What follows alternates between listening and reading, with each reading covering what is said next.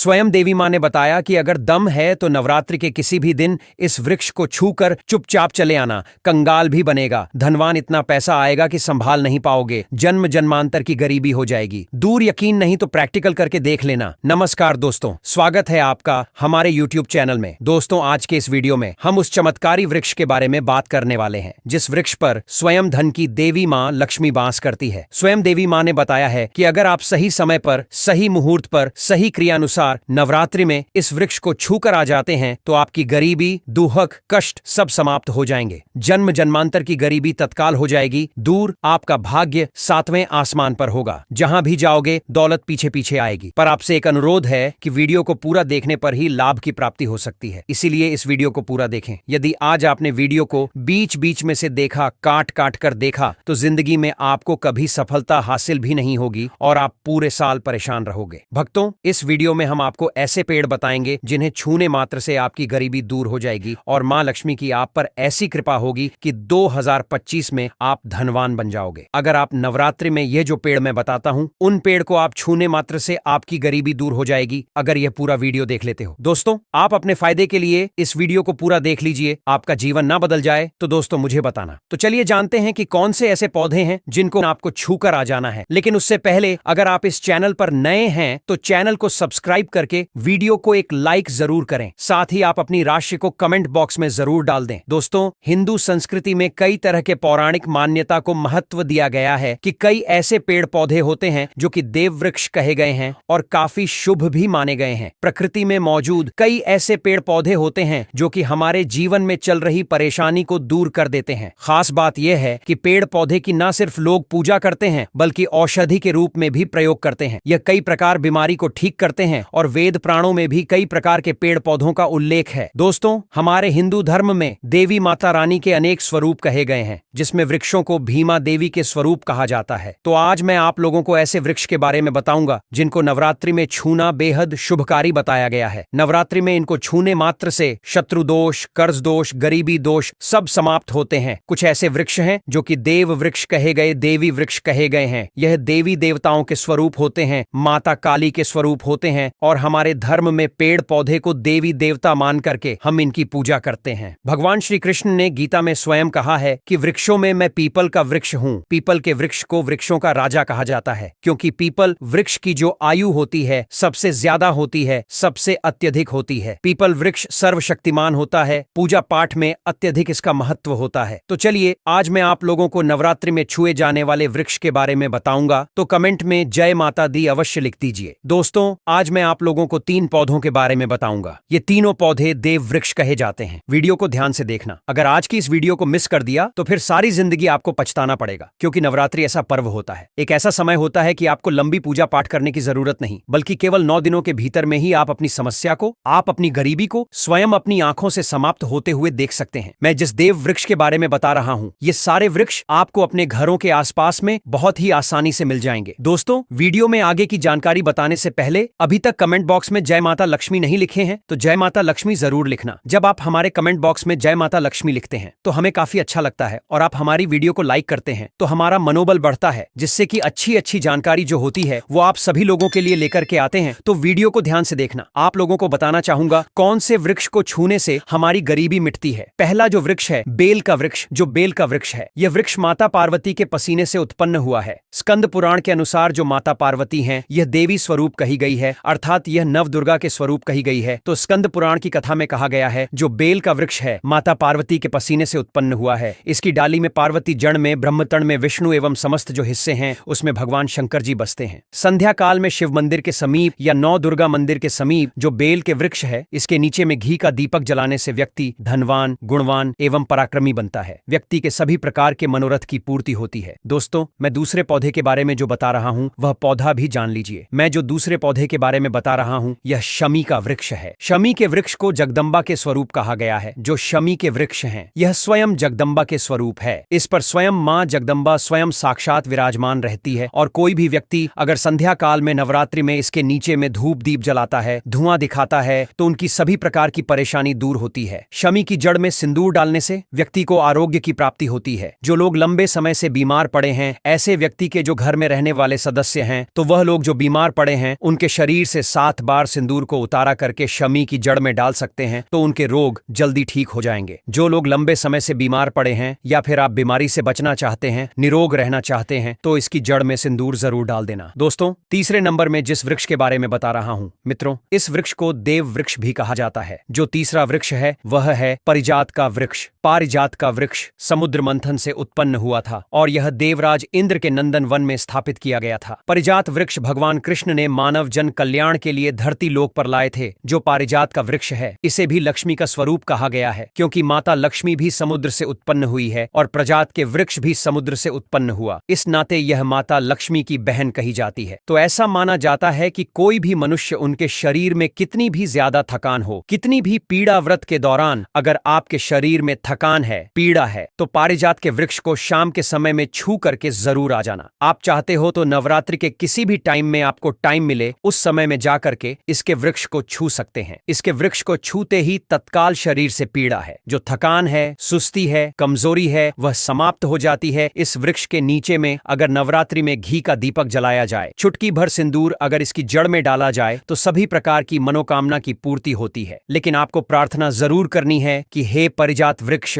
आप देवी स्वरूप कहे जाती हैं, आप हमारी सभी प्रकार की परेशानी को दूर करें। ग्रह दोष है, पितृदोष है, लक्ष्मी दोष है, इसे आप समाप्त करें। लक्ष्मी स्वयं आपकी बहन है, माता लक्ष्मी का हमारे जीवन में प्रवेश कर जाएं, इस प्रकार का आप हमें आशीर्वाद प्रदान करें। इस प्रकार से आप इनसे जो है मनोकामना बोल सकते हैं। यह लक्ष्मी की बहन कही गई है, क्योंकि समुद्र मंथन से यह उत्पन्न हुआ है। तो अगर आप भी जल्द धनवान बनना चाहते हैं, आपके जीवन में कोई कामना है, कोई कामना अधूरी रह गई है, तो हमने 3 वृक्ष के बारे में बताया है। इन 3 वृक्ष को नवरात्रि में छू सकते हैं। और अगर कोई व्यक्ति यह तीनों वृक्ष को छू लेते हैं, ध्यान से सुनिए, अगर तीनों वृक्ष को छू लेते हैं तो ऐसे व्यक्ति के कार्य होने से, ऐसे व्यक्ति की मनोकामना पूर्ण होने से दुनिया की कोई भी शक्ति नहीं रोक पाएंगे। मनोकामना पूर्ति करने के लिए, कार्य में प्रगति प्राप्त करने के लिए, अपनी किस्मत को चमकाने के लिए, सोए हुए भाग्य को जागृत करने के लिए यह उपाय जरूर करिएगा। दोस्तों, यह उपाय सोने पर सुहागा होगा या आपकी जिंदगी को संवार देंगे, आपकी जिंदगी में चल रही परेशानी को दूर कर देंगे। अगर आप इस चैनल पर नए हैं तो चैनल को सब्सक्राइब करके वीडियो को एक लाइक जरूर करें। चलिए भक्तों, अब हम जान लेते हैं अगले पौधे के बारे में। आंवला, तुलसी और केले के पेड़ पर भगवान विष्णु और माता लक्ष्मी का वास माना जाता है। वैसे तो तुलसी के पेड़ पर दीपक रोजाना ही जलाना चाहिए, वहीं आंवले की पूजा एकादशी पर करने से भगवान विष्णु प्रसन्न होते हैं। वहीं केले के पेड़ की पूजा हर बृहस्पतिवार को की जाती है। प्रत्येक बृहस्पतिवार को केले के पेड़ पर हल्दी मिला जल चढ़ाने से आपको भौतिक सुखों की प्राप्ति होती है। अगला पौधा है बेल और बरगद का पेड़। बेल और बरगद के पेड़ पर भगवान शिव वास करते हैं। रोजाना भगवान शिव की पूजा में बेल पत्र अर्पित करने से आपकी सभी मनोकामनाएं पूर्ण होती हैं। वहीं ऐसी मान्यता है कि बरगद के पेड़ की पूजा हर त्रयोदशी को करना बेहद शुभ माना जाता है। कदम का पेड़, कदम के पेड़ पर मां लक्ष्मी का वास माना जाता है। ऐसी मान्यता है कि कदम के पेड़ के नीचे बैठकर यज्ञ करने से आपकी सभी मनोकामनाएं पूर्ण होती हैं। मां लक्ष्मी जी की विशेष कृपा प्राप्त होती है और परिवार में खुशियों का आगमन होता है। धूप घास कहते हैं, धूप घास गणपति बप्पा को सबसे ज्यादा प्रिय होती है। हर बुधवार को हल्दी लगाकर धूप घास गणेश जी को अर्पित करने से आपके काम में आ रही हर प्रकार की बाधाएं दूर होती हैं और आपको शुभ लाभ की प्राप्ति होती है। दोस्तों, आपको ये वीडियो कैसा लगा हमें कमेंट में जरूर बताएं। अगर आप माता लक्ष्मी के सच्चे भक्त हैं तो वीडियो को एक लाइक करके हमारे चैनल को सब्सक्राइब जरूर करना। माता लक्ष्मी की कृपा आप पर हमेशा बनी रहेगी।